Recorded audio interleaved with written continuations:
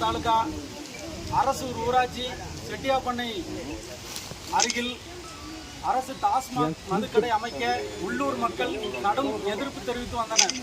ஊராட்சி மன்ற தலைவர் சார்பாகவும் புகார் கொடுக்கப்பட்டுள்ளது, இந்து மகாசபா சார்பாகவும் புகார் கொடுக்கப்பட்டுள்ளது. ஏற்கனவே சமாதான கூட்டம் போட்டு இந்த கடை இந்த பகுதியில் அமைக்கப்படாது என்று தாசில்தார் அவர்கள் உறுதியளித்துள்ளார்கள். தற்போது அதையும் மீறி நேற்று இங்கு இந்த மதுக்கடையை திறக்கிறதுக்கு இங்க அந்த மதுபானங்கள்லாம் இறக்கப்பட்டிருக்கு. மதுக்கடை திறக்கிறதுக்கு உண்டான அறிகுறி எல்லாமே அரசாங்கம் செய்திருக்கு.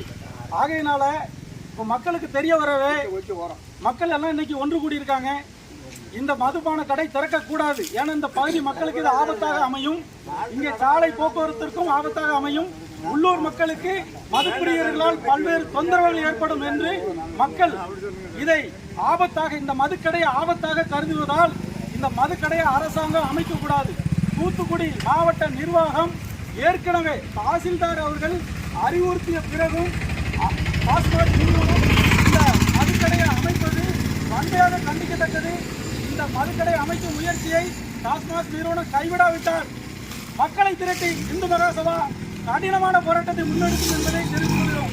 மேலும் இது சம்பந்தமாக நீதிமன்றத்தை நாடுவதற்கும் தயாராக உள்ளோம் என்பதை இந்த நேரத்தில் தெரிவித்துக் கொள்கிறோம்.